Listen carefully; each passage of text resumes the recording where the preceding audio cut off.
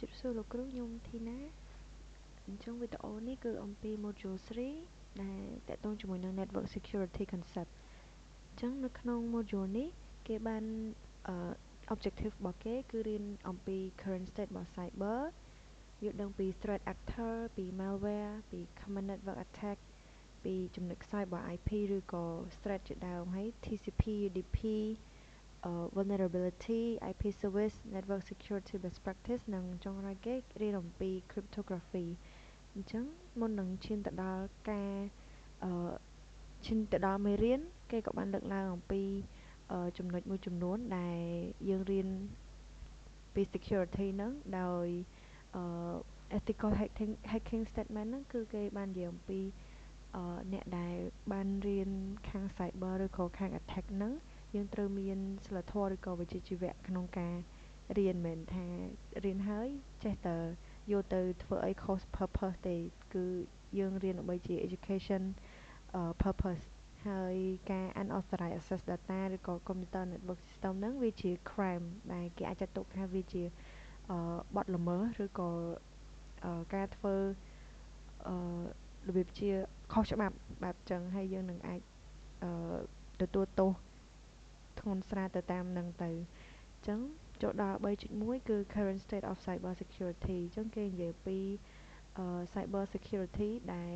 កំពុងតែមាននៅក្នុងសង្គមសពថ្ងៃហ្នឹងហើយsecurity term នៅក្នុងនៅសង្គមសពថ្ងៃមានច្រើនដូចជាមាន asset vulnerability threat exploit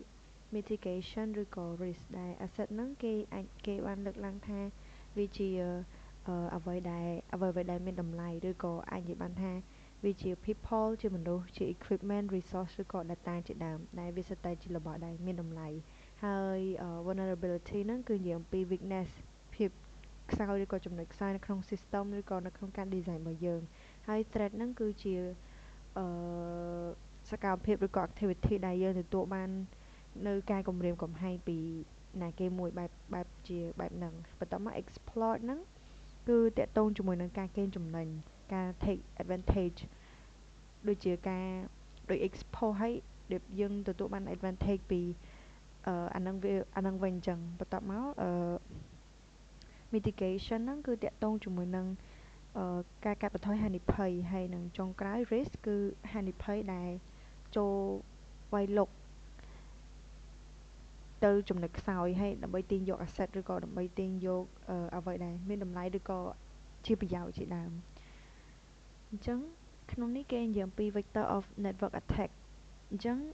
vector of network attack ហ្នឹងផ្លូវរបស់ network ដើម្បី attack បានវាមានច្រើនដូចយើងហៅថាជា external threat ឬក៏ internal threat ដែល external threat ហ្នឹងភាគច្រើនពី internet មានន័យថា hacker ឬក៏ attacker អាច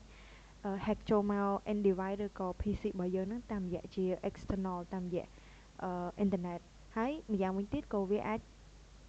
ចេញពី internal threat របស់យើងដែរដែលវាជា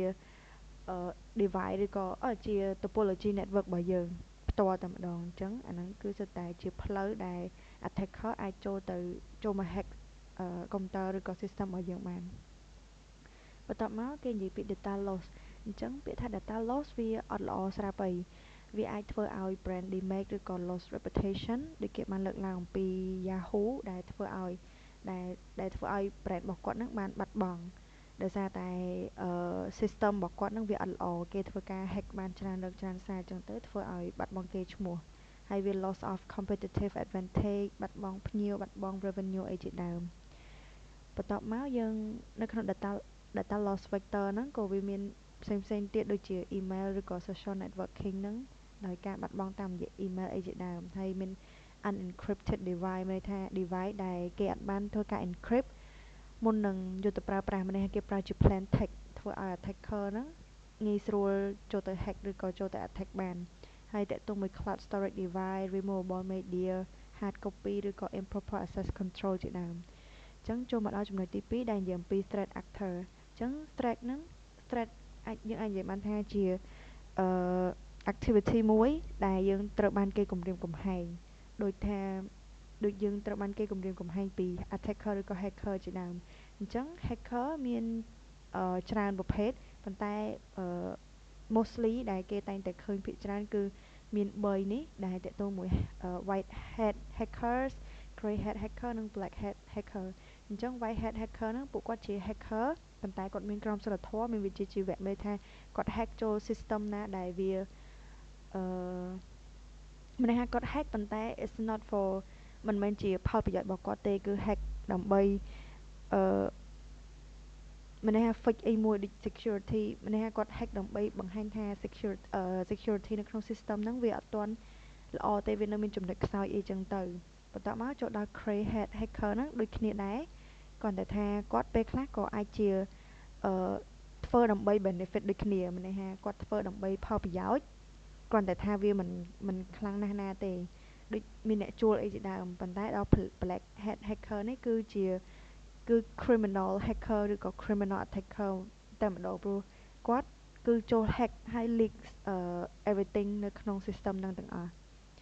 ហើយ common hacker ផ្សេងៗមានដូចជា script kiddie ដែលគេហៅថា hacker ថ្មីថ្មោងបែបចឹងឬក៏ vulnerability broker កន្លែងនេះដូចស្តៀងទៅនឹង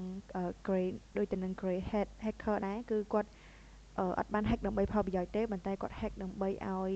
អ្នកដែល design ឬក៏អ្នកដែលកាន់ system ហ្នឹងបានដឹងថាមានចំណុចណាមួយដែលខ្វះខាតហើយមាន hacktivist មាន cyber criminal និង state sponsor ជាដើមចឹងនៅក្នុង cyber criminal គេបានរកឃើញថាគេ estimate មើលថា cyber criminal បានលួចលុយអស់ច្រើនមែនតើពី consumer ឬក៏ពី business អញ្ចឹង cyber criminal ហ្នឹងis an underground economy where they buy sell ឬក៏ track attack toolkit ឬក៏ exploit code អីជាដើមហ្នឹងហើយចូលដល់ hacktivist គឺពួកគាត់លៀបជាក្រុមដែលមាន anonymous ឬក៏ Syrian Electronic Army ដែលគាត់ធ្វើការនៅក្នុងធ្វើការឲ្យ government ឬក៏ business ដើម្បីជួយ hack system របស់សត្រូវអីបែបចឹងទៅហើយ state sponsor hacker នេះក៏ស្តៀងគ្នាដែរមានន័យថាគាត់ទទួលបានការ sponsor ពីគេដើម្បីមកធ្វើការ hack ហើយ hack របស់គាត់ក៏មាន purpose អីបែបចឹងបន្ទាប់មកយើងដល់ threat actor tools អញ្ចឹងមុនហ្នឹងយើងបានដឹងពីប្រភេទរបស់ threat ហើយពីប្រភេទរបស់ hacker ពី attacker ហើយអញ្ចឹងឥឡូវយើងមកមើលពី tool របស់គាត់អញ្ចឹងដើម្បី exploit ចំណុចខ្សោយហ្នឹងattacker ឬក៏ hacker ត្រូវមាន technique ឬក៏ tool ដោយtool របស់គាត់ហ្នឹងវាមានលក្ខណៈថាពិបាកឬក៏ជា automate ហើយប៉ុន្តែមនុស្សធម្មតាក៏អាចចូលទៅ hack ឬក៏ចូលទៅរៀនបានដែរបែបចឹងអានេះគឺជា evolution របស់ security tool អញ្ចឹងយើងមានដូចជា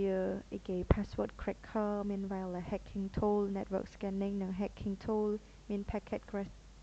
crafting tools ឬក៏ packet sniffer អីជាដើមហើយមានបន្តមកទៀតមានដូចជា rocket detector further to search vulnerability forensic tool debugger និងច្រើនទៀតអានេះគឺជា attack type ដែលគេអាចថាជាប្រភេទដែលគេអាចចូល attack ឬក៏ផ្លូវដែលគេអាចចូល attack បានដូចជា eavesdropping ឬក៏យើងនិយាយបានថា threat actor ហ្នឹងអាចជាជនទី3មានន័យថា router មួយទៅ router មួយហើយ eavesdropping ហ្នឹងអាចជា router កណ្ដាលដែលចាំស្ដាប់ information ឬក៏ចាំស្ដាប់ conversation របស់ router ដែលកំពុងតែ communicate គ្នាហ្នឹងបន្ទាប់មកមាន data modification attack មាន IP address spoofing attack អញ្ចឹងឲ្យតែតកតងមួយ spoofing គឺគេនិយាយអំពីការបន្លំ data មានន័យថាបន្លំ IP បន្លំ IP នៅលើ router មានន័យថាយើងមានឧទាហរណ៍ router មានតែមាន data ឬក៏មាន IP តែឧទាហរណ៍ថាគួរនិយាយថា threat actor ហ្នឹងគាត់ផ្លាស់ប្ដូរ IP packet របស់គាត់ហ្នឹងឲ្យមានន័យពេល communicate ទៅ router មួយទៀត router 2 communicate គ្នា router send A ហើយ router មួយទៀត receive B អញ្ចឹងអាហ្នឹងគឺរបៀបដូចគាត់កំពុងតែបន្លំ IP address ឬក៏កំពុងតែ spoofing អីហើយមួយទៀតទី4ហ្នឹងគឺតកតងមួយ password based attack ឬក៏ហើយបន្ទាប់មកមានdenial of service attack ឬក៏យើងហៅថា DOS attack អីចឹងហើយមាន man in the middle attack compromise key attack និង sniffer attack ជាដើមអញ្ចឹងចំណុច 3.4 តាក់ទងជាមួយ malware អញ្ចឹង malware យើងអាចនិយាយបានថាជានិយាយទៅ malware cover term ច្រើនដែលក្នុងហ្នឹងអាចជា virus ជា worm trojan horse attack ជាដើមនិយាយទៅ mostly អ្នកដែលលើ malware គេអាចគិតថាជា virus ប៉ុន្តែក៏វាមានប្រភេទផ្សេងៗទៀតក្នុងហ្នឹងដែរអញ្ចឹងក្នុងនេះគេនិយាយអំពី virus ហើយនិង trojan horse អញ្ចឹងfirst common type of computer malware គឺជា virus ហ្នឹងឯងដែល virus ហ្នឹងវា require human action មានន័យថាមិនសុក virus ត្រូវចូលមកនៅក្នុងកុំព្យូទ័រយើងឯងវាត្រូវការ action ឬក៏ត្រូវការឲ្យមនុស្សហ្នឹងទៅចុចចូលជាមុនសិនឬក៏ទៅធ្វើអីដូចថាគឺ start ចេញពីយើងជាមុនបាន virus ហ្នឹងវាអាចចូលបានឧទាហរណ៍ដូចជាការចុច link ខុសផ្ដេសផ្ដាសអីចឹងទៅធ្វើឲ្យ virus អាចចូលមកក្នុងកុំព្យូទ័រយើងបានហើយដូចជាគេនិយាយក្នុងនេះដែរគឺ virus ហ្នឹងអាចជា alter ឬក៏ corrupt ហើយពេលខ្លះអាច delete file ឬក៏ erase drive របស់យើងនឹងចោលតែម្ដងហើយ cause computer booting issues corrupt application មាននឹង capture ហើយ sensitive information ទៅ threat actor ទៀតអញ្ចឹងវាងាយស្រួលក្នុងការឲ្យគេចូល hack ឬក៏ attack កុំព្យូទ័រយើងខ្លាំងដូច leak information របស់យើងអញ្ចឹង type of virus យើងមាន boot sector virus firmware virus macro virus program virus ហើយ script virus ដែល virus ទាំងអស់ហ្នឹងគឺវាផ្ដល់ផលឬក៏វា affect ទៅលើនេះហ្នឹងគឺផ្សេងគ្នាដូច boot sector virus ហ្នឹងគឺវា attack ទៅលើ boot sector ឬក៏តាក់ទងជាមួយនឹង file system នេះដល់ពេល firmware វា attack តែកន្លែង device firmware ទេបន្ទាប់មក macro ហ្នឹងគឺវា attack តែ Microsoft Word Microsoft Excel អីនៅលើ PC របស់យើងហើយ program ឬក៏ script អីជាដើមបន្ទាប់មកទៀតគឺចូលមកដល់ Trojan horse អញ្ចឹង Trojan horse យើងអាចនិយាយបានថាវាជា program មួយដែលលើសដែលយើងមើលទៅវាល្អពីខាងក្រៅប៉ុន្តែខាងក្នុងជាក់ស្ដែងវាអត់ល្អដូចអីដែលយើងមើលឃើញទេឧទាហរណ៍គេផ្ញើមកជា link ឧទាហរណ៍ជា link ផ្សព្វផ្សាយព័ត៌មានអីមួយដែលយើងគិតថាល្អប៉ុន្តែនៅពេលដែលយើងចូល access ទៅវាមិនមែនជាព័ត៌មានដែលល្អប៉ុន្តែវាធ្វើឲ្យ virus ចូលមកក្នុងកុំព្យូទ័ររបស់យើងវិញអញ្ចឹងដូចគ្នាទៅនឹងប្រភេទមុនដែរ Trojan horse របស់យើងវាមាន remote access មានន័យថា Trojan horse ហ្នឹងវាអាច enable តាមការដែលការ unauthorized remote access មានន័យថាអ្នកដែលយើងអត់ស្គាល់ហ្នឹង device ឬក៏អីមួយដែលយើងអត់ស្គាល់ហ្នឹងក៏វាអាចចូលតាមហ្នឹងហើយតាក់ទងមួយ data sending destructive proxy FTP security software disabler denial of service ឬក៏យើងហៅថា DOS ហើយនិង keylogger ជាដើមអញ្ចឹង keylogger ហ្នឹង Trojan horse អាចដូចថាពេលយើងចុច keyboard យើងពងសរសេរឬក៏វាយ password អីចឹងទៅពេលខ្លះក៏វាអាចជា keylogger មកដឹងពី password របស់យើងក៏ថាបានដែរហើយនេះគឺជា other type របស់ malware ដែលមានច្រើនដូចជា adware ហ្នឹងដែលវាជាប្រភេទជា advertise ប៉ុន្តែនៅពេលដែលយើងចុចចូលទៅវាបែរជា virus ឬក៏ជាអីដែលអត់ល្អវិញដែលធ្វើឲ្យ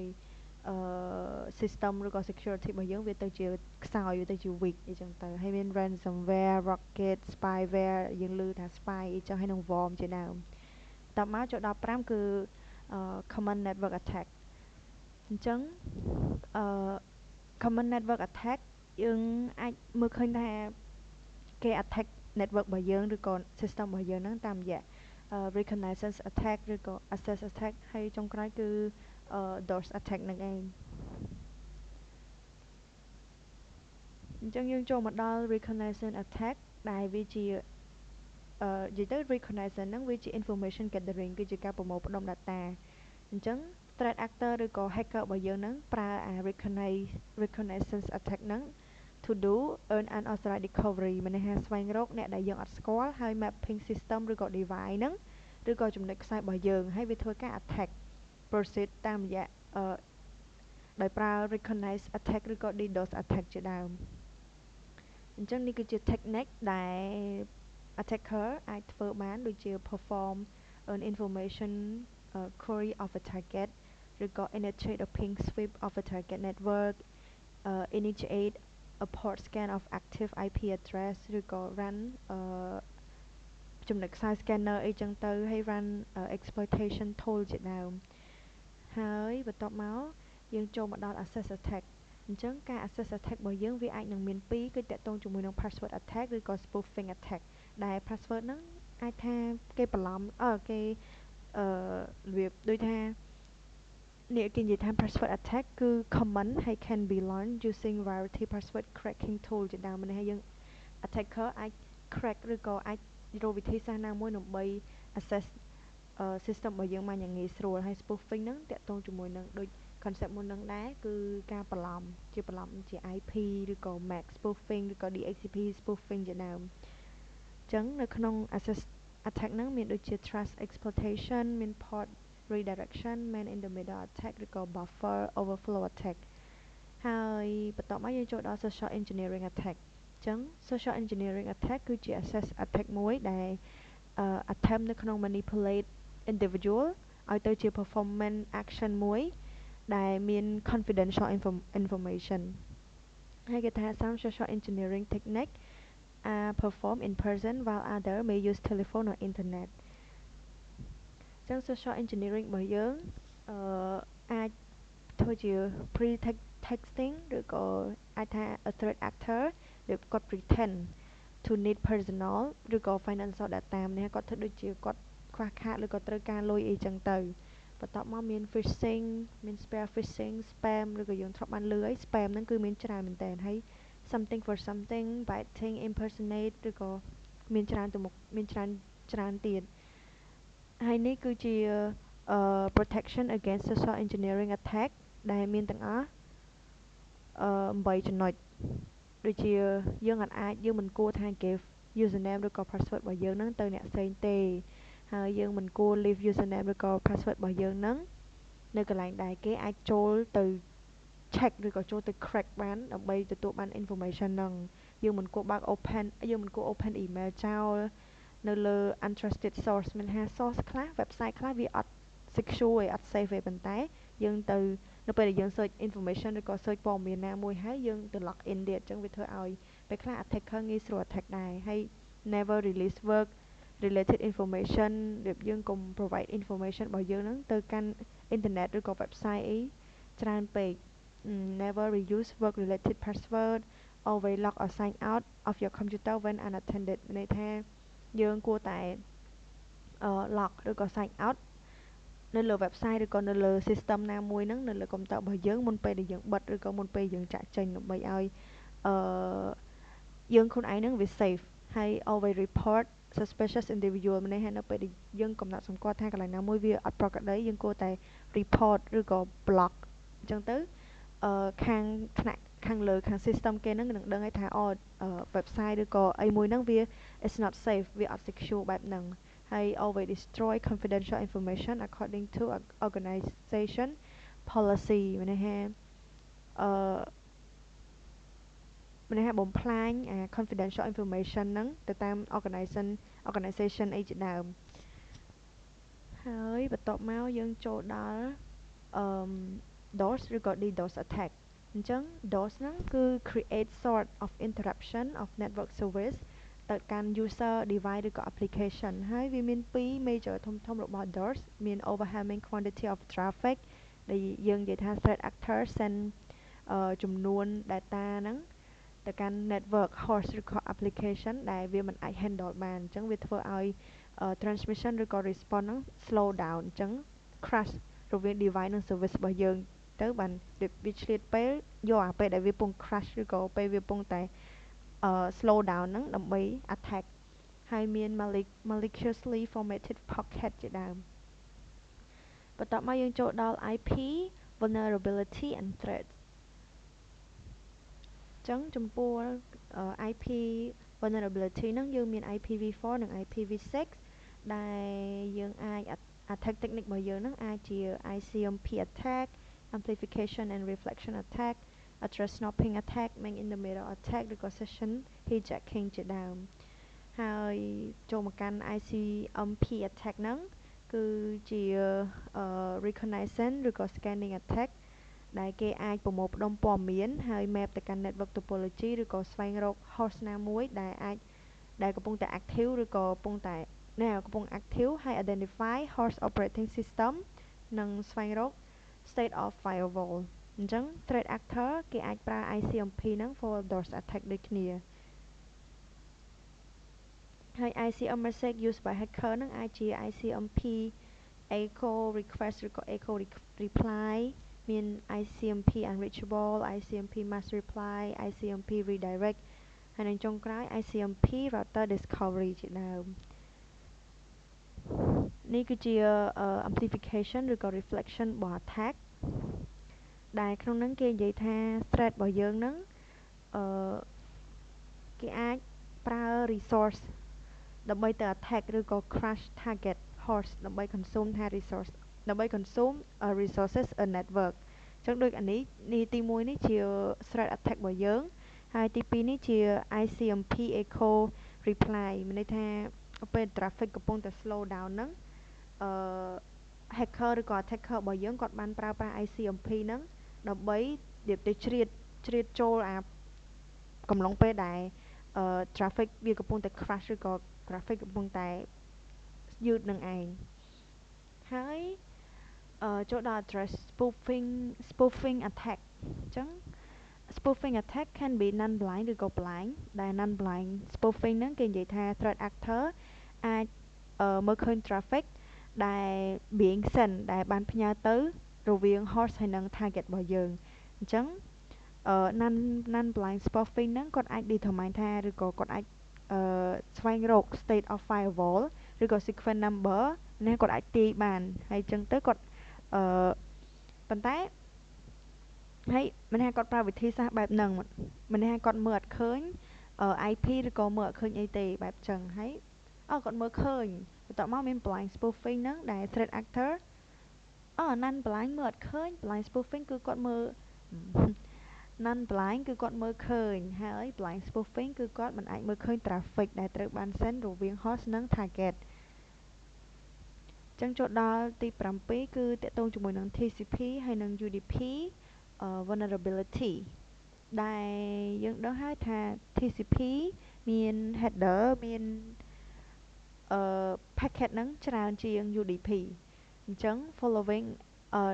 តារាងនេះគឺជា six control bit of TCP segment ដែលយើងអាចមើលបានមាន URG ឬក៏យើងហៅថា urgent pointer field significant ACK ឬក៏យើងហៅថា acknowledgement កន្លែងនេះហើយមាន PSH push function reset the connection synchronize sequence number ឬក៏ no more data from sender អីចឹងទៅ TCP provide 2គឺ reliability delivery និង3គឺ reliability delivery flow control stateful communication ចឹងយើងអាចមើលបានតាមរយៈ communication នេះដែល TCP របស់យើងត្រូវការsynchronize ជាមុនសិនដើម្បី communicate ពី server ទៅ client ឬក៏ client ទៅ server អញ្ចឹង TCP synchronized flood attack គឺជា threat actor គាត់ផ្ញើ synchronized request ហ្នឹងទៅកាន់ server ដូចរូបបានឃើញពី1មក2នេះគឺគាត់បានផ្ញើអញ្ចឹងហើយបន្ទាប់មក web server គាត់ reply ជាមួយនឹងSYN acknowledgement មានន័យថាការស្គាល់ដូចកន្លែងនេះអញ្ចឹងថាយើងត្រូវផ្ញើទៅនេះមួយហើយ PC នេះត្រូវមាន synchronous acknowledgement បើវាស្គាល់ហើយបានវាបញ្ជូនបន្តប៉ុន្តែក្នុងលក្ខខណ្ឌនេះដោយសារតែattacker ឬក៏ hacker ហ្នឹងក៏អត់បានស្គាល់ពីអាហ្នឹងទេអញ្ចឹងទៅបានគាត់ពេលបញ្ជូនហើយវាអត់ដឹងថាជាអ្វីអីបែបអញ្ចឹង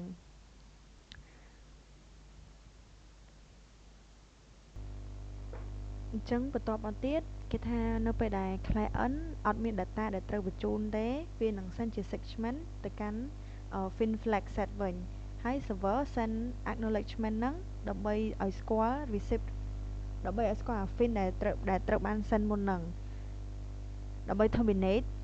session from client to server ហើយ server ក៏បាន send fin ទៅ client ដើម្បី terminate server to client session ដូចគ្នាហើយ client respond អញ្ចឹង client respond back ជាមួយនឹង acknowledgement មានន័យថាគាត់ស្គាល់ដូចគ្នាស្គាល់ fin ហ្នឹងពី server ដូចគ្នាអញ្ចឹងហើយ threat actor អាចប្រើ TCP reset attack ហើយ send spoof packet មានន័យថាគាត់ send ដូចបានលើកឡើងមុនហ្នឹងថា spoof គឺបន្លំអញ្ចឹងគាត់អាចរៀបថា send ដំបូងជា fin ទេប៉ុន្តែនៅពេលដែល receive អាចមិនជា fin បែបអញ្ចឹងបន្តមកចូលដល់ UDP segment ចឹងយើងដឹងហើយថា UDP វា packet របស់វាមានតិចជាង TCP ចឹង UDP is not protected by any encryption ហើយយើងអាច encrypt UDP បានប៉ុន្តែវាអត់ available ទេហើយបើសិនជាការ encrypt របស់យើងវាមានលក្ខណៈខ្សោយវាណាគេក៏អាចឃើញ traffic ឬក៏អាចផ្លាស់ប្ដូរអាចដូរវាបានអញ្ចឹងវានឹងផ្ញើទៅកាន់ the lack of encryption មានថាការខ្សោយឬក៏កំសោយencryption របស់យើងវាខ្សោយមានន័យថាណាគេក៏អាចមើលឃើញ traffic អាចដូរហើយអាច change វាបានហើយ UDP flood attack ហ្នឹងគឺជា threat actor ដែលប្រើ UDP unicorn ឬក៏ low orbit ion cannon អីចឹងទៅដើម្បីធ្វើការ attack តាមរយៈ DDoS attack ដូចគ្នាតាមរយៈ DOS attack តមកចូលដល់ IP service ដែលនិយាយអំពី AOP vulnerability អញ្ចឹង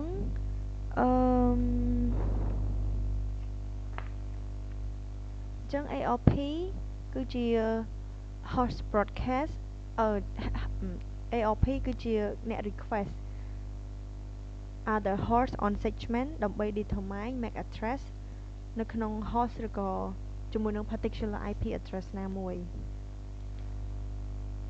AOP card poisoning can be used to launch virus man in the middle attack នេះយើងអាចប្រើនៅក្នុងវិធីសាស្ត្រ man in the middle attack បានបន្ទាប់មកយើងចូលដល់ DNS attack ឬក៏យើងហៅថា domain name service ដែលវាជា protocol មួយដែលស្វែងរក automated service ដែលត្រូវជាមួយនឹង resource name ដូចឧទាហរណ៍ថា cisco.com អីចឹងទៅដែល with the require ទាមទារ numeric network address ដូចជា IPv4 ឬក៏ IPv6 ហើយវារួមជាមួយនឹងresponse ឬក៏ data ហើយ use resource record ហ្នឹងដើម្បី identify type of domain name service response ចឹង DNS attack include the following ខាងក្រោមហ្នឹងដូចជា DNS open resolver attack DNS steal attack domain shadowing attack ឬក៏ tunneling attack ហើយ DNS resolver មានន័យថាការសូលចំណុចខ្សោយហ្នឹងយើងអាចធ្វើតាម DNS cache poisoning attack ឬក៏ DNS amplification and reflection attack ឬក៏ DNS resource utilization attack ហើយដល់ពេល DNS steal technique វិញយើងអាចដូចជា fast flood double IP flood ឬក៏ domain generation algorithm ជាដើមអញ្ចឹងចុងក្រោយ domain network service ហ្នឹងជា shadowing attack ហ្នឹងគឺ domain shadowing involve ហើយចូលរួមជា threat actor ប្រមូលផ្ដុំ domain account នៅក្នុងin order to silently ដើម្បី create subdomain ដែលត្រូវបានប្រើនៅក្នុងពេល attack អញ្ចឹងអា subdomain ដែលបង្កើតឡើងហ្នឹងវាត្រូវបាន point ទៅ malicious server ដោយអត់បាន alert ទៅកាន់ owner ទេអញ្ចឹងអ្នកប្រើប្រាស់អត់បានដឹងពីព័ត៌មានហ្នឹងទេអញ្ចឹងចូលដល់ DNS tunneling hacker ឬក៏ threat actor ហ្នឹងអាចប្រើ DNS tunneling ដើម្បី place non DNS traffic ជាមួយនឹង DNS traffic method ហ្នឹងត្រូវបានគេប្រើសម្រាប់ security solution នៅពេលដែល threat actor របស់យើងគាត់ចង់ communicate ជាមួយនឹង bot នៅក្នុង protected network ឬក៏exfiltrate data របស់ organization អញ្ចឹងខាងក្រោមនេះគេនិយាយពី DNS tunneling work សម្រាប់ CNC command ដែល send to bot ដែលវាជាដែល bot ហ្នឹងគឺជា protected network វាជា protected stuff ឬក៏ protected thing នៅក្នុង network របស់យើងអញ្ចឹងទី1 command data is split into multiple encoded chunk ទី2 each chunk is placed into lower level domain name level of DNS query ទី3 because ដោយសារតែវាមាន response ទៅ local ឬក៏ network DNS ហ្នឹងត្រូវបានសម្រាប់ query ហ្នឹងrequest របស់វាត្រូវផ្ញើទៅ ISP recursive DNS server ទី4 recursive DNS service will forward the query to the third actor authority name server ហើយទី5 process is repeat រហូតដល់តែ query ហ្នឹងត្រូវបានcontain the chunk ត្រូវបានផ្ញើហើយទី6នៅពេលដែល thread actor ស្គាល់ name server ហើយវាទទួលបាន DNS query ហើយវានឹង send response ទៅកាន់ DNS query ដែល contain ឬក៏ទាមទារឲ្យមាន encapsulated ឬក៏ encoded CNC comment ជាដើមហើយចុងក្រោយគេ malware on the compromise host recombine the chunk and execute the comment hidden within the DNS record ចឹងដើម្បី stop DNS tunneling network administrator ត្រូវតែប្រើ filter ដែល inspect ដោយ DNS service ហើយ pay close attention ទៅកាន់ DNS query ដែលវា longer than average មានន័យថាវាមានរយៈពេលយូរជាងធម្មតាហើយការកត់សម្គាល់ឬក៏ការសង្ស័យហ្នឹងវាមានន័យថាទាំងអស់ហ្នឹងដែលវាមានការសង្ស័យវាមាន domain name វាមាន domain name ដែលសង្ស័យអញ្ចឹងចូលមកដល់ DHCP អញ្ចឹង DHCP គឺជាការ request ឬក៏ការស្នើសុំIP ពី client ឬក៏ពី PC របស់យើងហ្នឹងទៅ server អញ្ចឹងនៅក្នុងការ attack ក៏វាមាន DHCP attack ដែរដែលគេអាចប្រើ spoofing attack គឺការបន្លំ IP ដូចគ្នាដូចជា wrong default gateway ជាដើមឬក៏ wrong DNS server ឬក៏ wrong IP address ហើយដើម្បី assume ថា threat actor ហ្នឹងគាត់បាន successfully connected ទៅកាន់ DHCP អញ្ចឹង goal របស់ server ហ្នឹងគឺត្រូវ provide client ជាមួយនឹង false IP មានន័យថាឲ្យ IP ដែលខុសដើម្បី configuration ចំណុចទី9គឺ network security best practice អញ្ចឹងអានេះគឺតកតងជាមួយនឹង confidentially availability ហើយនិង integrity ដែលតកតងជាមួយនឹង CIA information គឺ confidentially integrity និង availability ដែលនៅក្នុងនោះយើងអាចធ្វើការ defend in-depth approach របស់យើងដោយប្រើ VPN ASA firewall IPS ESA ឬក៏ WSA ឬក៏ AAA server ជាដើមហើយតកតងមកដល់ firewall ដែលគេនិយាយថា firewall ជា system ឬក៏ group of system ដែល enforce an access control policy between network អញ្ចឹងដើម្បី defend against fast moving ហើយ involving attack យើងត្រូវការលុយយើងត្រូវការ cost effective ច្រឡំយើងត្រូវការ cost effective detection មានន័យថាប្រសិទ្ធភាពការ detection ហ្នឹងឲ្យមានប្រសិទ្ធភាពហើយការពារឬក៏រក្សា system របស់យើងហ្នឹង integrated into entry and exit point of the network អញ្ចឹង IDS ឬក៏ IPS ហ្នឹងវាជា sensor ដែល can be informed of several different device ដូចជា router configure ជាមួយនឹង Cisco device specifically designed to provide dedicated IDS ឬក៏ IPS service ហើយ network module install in an adaptive security អីជាដើមអញ្ចឹងនេះគឺជា topology ដែលគេបញ្យល់ដូចជា figure show ដើម្បី show អំពី IPS handle denied traffic មានន័យថា handle traffic ដែលវា deep crash ឬក៏វាបុកគ្នាអីចឹងទៅអញ្ចឹងគេថា threat actor ហ្នឹងគាត់ព្យាយាមផ្ញើ packet destinate ឬក៏ផ្លូវ packet ហ្នឹងទៅកាន់ laptop ដែលយើងបានឃើញនេះ laptop នេះជា target អញ្ចឹង IPS intercept the traffic and evaluate it against known the threat and the configure policy អញ្ចឹងយើងប្រើ IPS method ទៅវាដឹងអញ្ចឹងវាមាន sensor នៅក្នុងហ្នឹងវាប្រឆាំងហើយ IPS send a log message to the management console អញ្ចឹងទៅនៅពេលដែលវាដឹងថា message ឬក៏ packet ដែលទទួលបានហ្នឹងវា unauthorized យើងអត់ស្គាល់ទេអញ្ចឹង sensor ហ្នឹងនឹងបញ្ជូនមកកាន់ management console ប្រាប់ថាវាមាន something try to log in អញ្ចឹងឲ្យ target ឬក៏ PC របស់យើងហ្នឹង be careful ចំណុចចុងក្រោយគឺ cryptography ដែលយើងដឹងហើយថា crypto ជា idea មួយរបស់ security ហើយវាតកតងជាមួយនឹង 4 element សម្រាប់ secure communication របស់យើងដែលតកតងមួយ data integrity ដែលតកតងជាមួយនឹងការធានារ៉ាប់រងនៅ data ពី A ពីរវាង router 2 ឧទាហរណ៍ពី A ទៅ B ហ្នឹងដោយមិនមានការបាត់បង់ឬក៏មិនមានការប្រែប្រួល ហើយ origin authentication ហ្នឹងគឺការ make sure ឬក៏ប្រកបប្រជាថា data ដែលត្រូវបានអឺដែលត្រូវបានគឺ make sure ថា data ត្រូវបាន keep មានន័យថា data ត្រូវបានរក្សាទុកយ៉ាងមានសុវត្ថិភាពចឹងទៅហើយ data confidentially គឺតាក់ទងជាមួយនឹង encrypt គឺ data ឬក៏ system របស់យើងត្រូវបាន encrypt មុននឹងធ្វើការប្រើប្រាស់ឬក៏ប្រើការហើយទី4 data non repudiation គឺតាក់ទងជាមួយនឹងការដែលមិនអាចប្រកែកថាយើងអត់បានសិនអីមួយទៅមានន័យថាយើងមិនអាច refuse ឬក៏បដិសេធបានទេថាយើងអត់បាន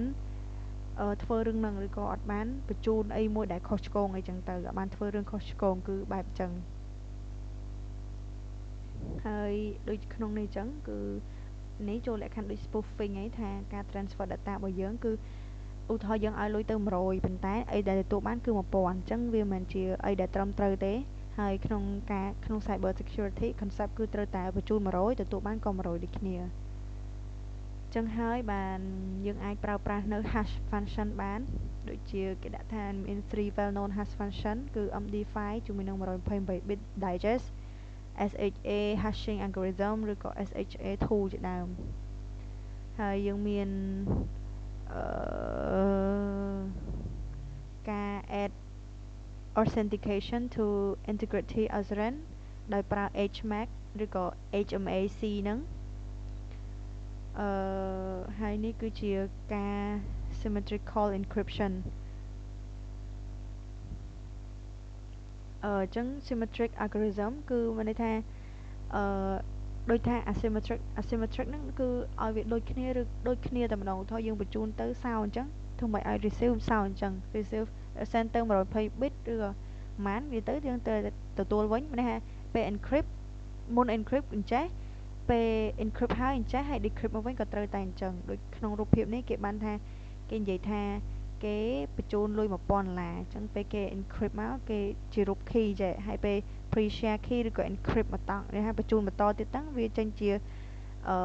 អញ្ចឹងព្រោះយើងអត់ដឹង data អត់ដឹងទិន្នន័យហ្នឹងទេហើយពេល decrypt មកចេញអញ្ចេះហើយលុយដែលយើងទទួលបានគឺ1000ដូចគ្នាអញ្ចឹងនេះគឺជា algorithm របស់ symmetric encryption ដែលយើងអាចប្រើប្រាស់បាន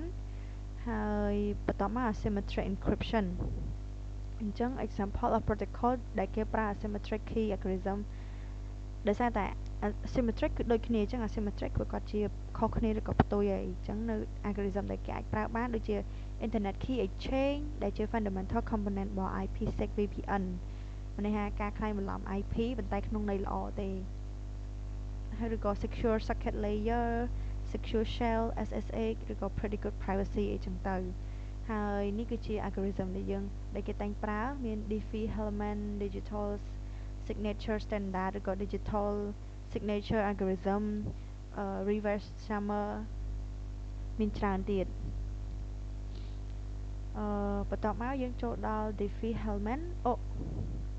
Diffie-Hellman ដែលគេនិយាយថា DH ហ្នឹងគឺជា asymmetry mathematical algorithm ដែលគេនិយាយថា two computer ពីរអាច generate identical share secret key មានន័យថាកុំព្យូទ័រពីរអាចគាត់អាចបង្កើត security ឬក៏ share secret key ដោយមិនចាំបាច់មាន communication មុនពេលបង្កើតទេហើយ new key ហ្នឹងគឺអត់អាច exchange រវាង sender និង receiver ហើយ example ខាងក្រោមនេះគេថាគឺជា example ដែលគេ commonly ប្រើ DH ឧទាហរណ៍ថា data exchange ដោយប្រើ IPsec VPN ហើយ data is encrypted on internet using either SSL ឬក៏ TLS ចឹងទៅហើយ SSH data is exchange អញ្ចឹងទៅដូចរូបនេះចឹងដូចខាងលើដូចរូបនេះគេបង្ហាញអំពី communication រវាង Alice ហើយនិង Bob ដែលគាត់ធ្វើការគាត់ប្រើប្រាស់ DH ហ្នឹងដោយការ exchange data របស់គាត់ប៉ុន្តែគាត់នេះដោយការធ្វើការ exchange data របស់គាត់ហើយឧទាហរណ៍ថា agree on color ពណ៌នេះចឹងទៅហើយ secret color ពណ៌នេះដល់ពេល private color ពណ៌នេះអញ្ចឹង Alice ហើយនិង Bob ហ្នឹងគាត់ដឹងពី private ឬក៏ secret color ហ្នឹងហើយអញ្ចឹងពេលគាត់ communicate វានឹងចេញមក result ដូចគ្នាអញ្ចឹងសម្រាប់ module 3គឺមានតែប៉ុណ្្នឹងអរគុណលោកគ្រូ